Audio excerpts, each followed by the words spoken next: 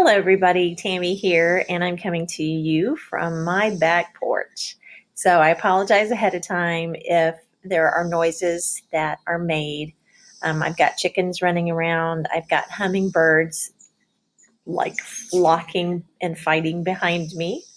I may be ducking. I've got deer running in the field right there, and I do have an occasional cow mooing. So I apologize for that ahead of time. What I did want to do is do a quick little video tutorial on Discovery Education. I did a webinar this morning, and I wanted to make sure that you are aware of the great and rich resources that we have in Discovery Ed with their streaming subscription. So I just wanted to go over just a few things that I think will be a great asset to your classroom.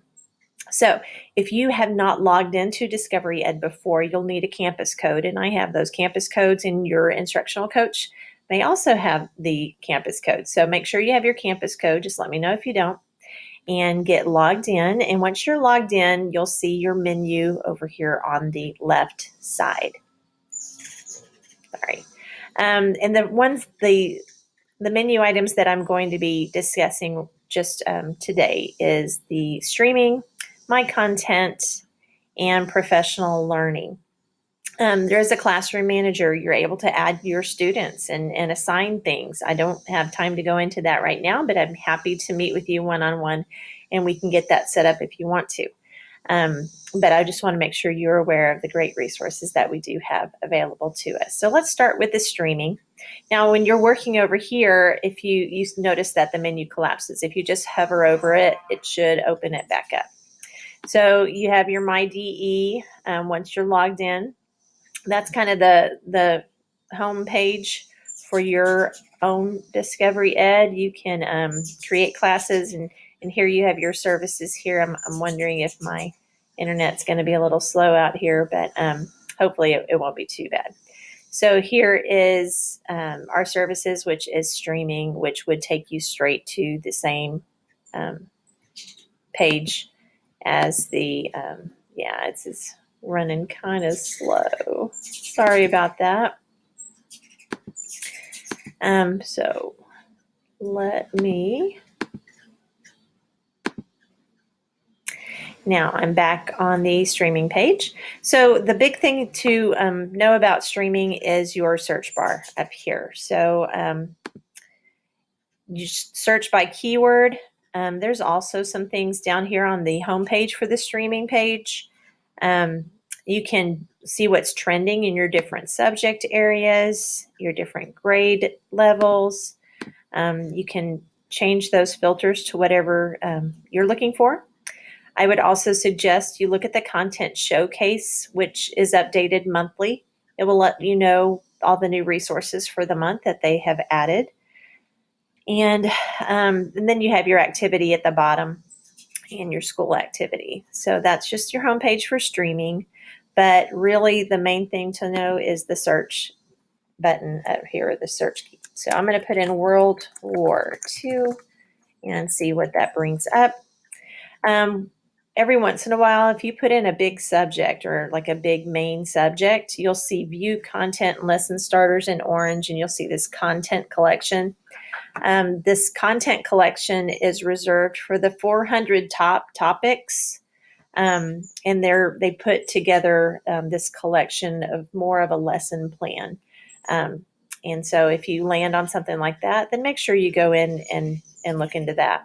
So I put in World War II, and you'll notice in my results here, I have about 16,000 results. It's a lot.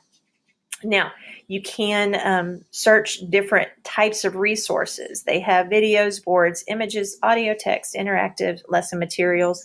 And then this one right here is good too if you want to break it down by grade level. I'm a third grade teacher. I want to talk about World War II. I don't need all this stuff. I want to see what's appropriate for third grade.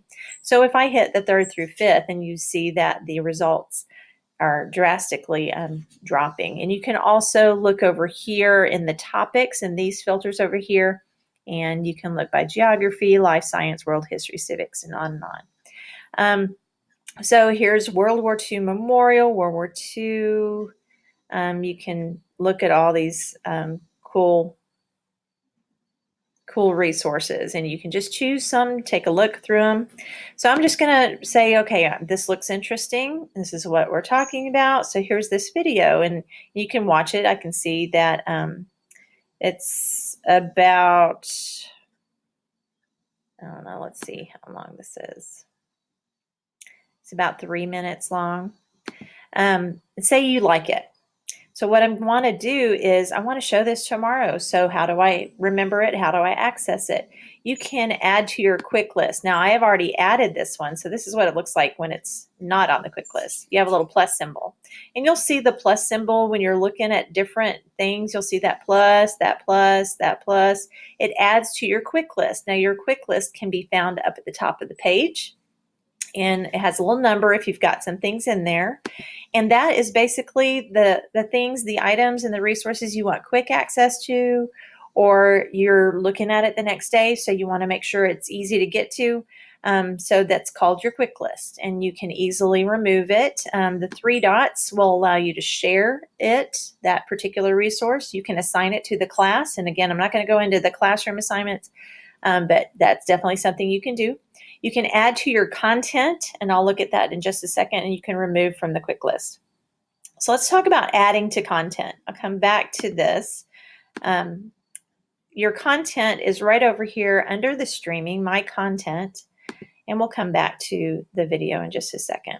So My Content is a place for you to curate all your resources that you're finding, and you can organize them and place them here in the My Content area. You can add new folders here, and you can stick different resources you find into these folders, and it just makes it easier to find some things. I can share complete folders with somebody. I can move, copy, edit, delete. I can assign an entire folder to my students. So say I have a bunch of resources in a folder, and then I can assign the whole folder to the kids when they get logged in, and they'll see that in their assignments, and they'll watch the videos or the resources that I have added to them. So that is in My Content. So I'm going to go back to streaming. I want to choose a video. I'm going to say, let's do 9/11 because that is tomorrow. So 9/11, I'll do a lower grade. So September 11th. So this is a content collection again. So they've got a whole bunch of resources here. Again, I can add to the quick list, or I can add to My Content. I'm going to see if I can find, these are just images. I have some video segments, but I do have some images. How many remember that? I was actually there the year before they went down, and I remember staring up at them. That's crazy. Anyway, so you can, and here, as I mentioned before, you can add to your quick list things that you want to save. But more actions, you can add to your content right here. So you add to the content, it'll bring up your folders again, and I can just plop it right into social studies, and I can add it, and it'll be in My Content. So they make it so easy to find resources, and then so easy to organize those resources. And again, you can also have your quick lists for things that you want to access really fast. And I know I'm going on too long. The last thing I want to look at is in the professional learning.